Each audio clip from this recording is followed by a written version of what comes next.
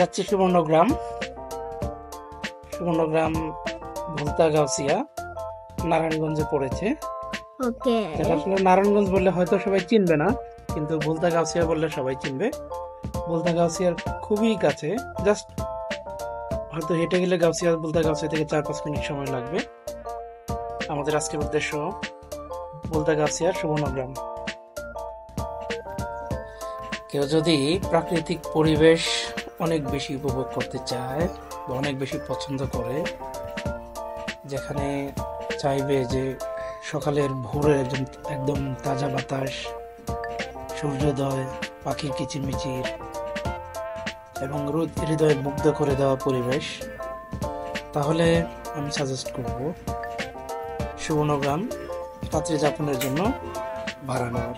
ঠিক আছে, এটা 18 মার্চ 2023-এ উদ্বোধন করেন আলিদা মনির, আয়শা জুবের, আমরিন মনির এবং আক্তার মনির। এই সুবর্ণগ্রাম ঢাকা জিপিও বা 0 পয়েন্ট থেকে মাত্র 25.8 কিলোমিটার দূরে। যা মেট্রো সিটিতে বাস করা মানুষের জন্য একদিনের পিওর ন্যাচারাল এনভায়রনমেন্টের সুন্দর মনোরম জায়গা। Entry fee regular ticket per person 300 টাকা, 10 বছরের নিচে বাচ্চাদের জন্য রয়েছে 200 টাকা, আর 3 বছরের নিচে বাচ্চাদের কোনো টিকিটের প্রয়োজন হয় না। এছাড়াও কিছু প্যাকেজ রয়েছে, যেমন 1 night special package, day long package. এগুলোর ডিটেলস আমি ডেসক্রিপশনে দিয়ে দেব ইনশাআল্লাহ।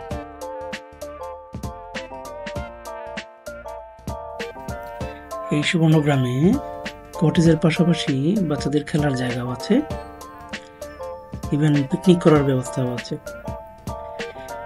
ইনডোরে কিছু ফ্রি রাইড আছে অ্যান্ড পেড রাইডও আছে।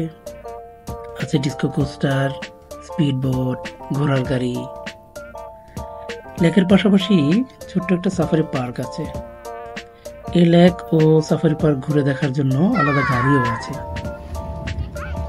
বাচ্চাদের জন্য অথবা একদিনে ঘুরে আসার জন্য খুবই ভালো একটা জায়গা।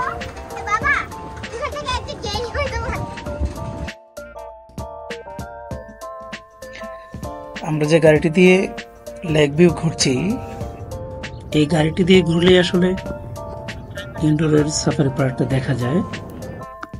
লেকের পাশে ঘোরার জন্য একটা ঘোড়ার গাড়ির ব্যবস্থাও আছে, বাট ঘোড়ার গাড়িটি এই সাফারি পার্কের ভিতরে আসে না।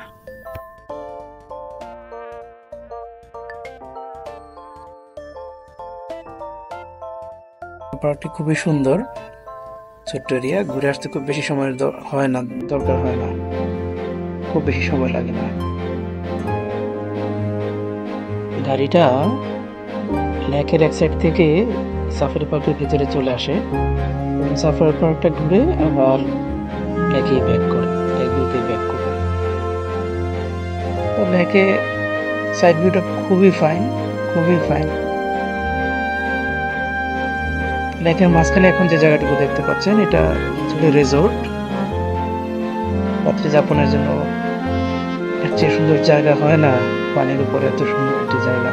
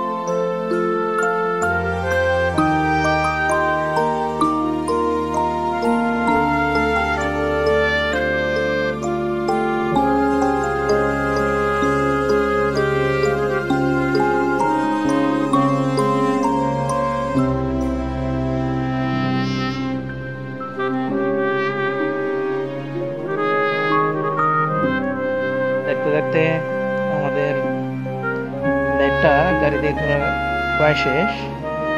ইনশাল্লাহ আমরা একটু পর স্পিড বোট দিয়ে একটা করে দিই।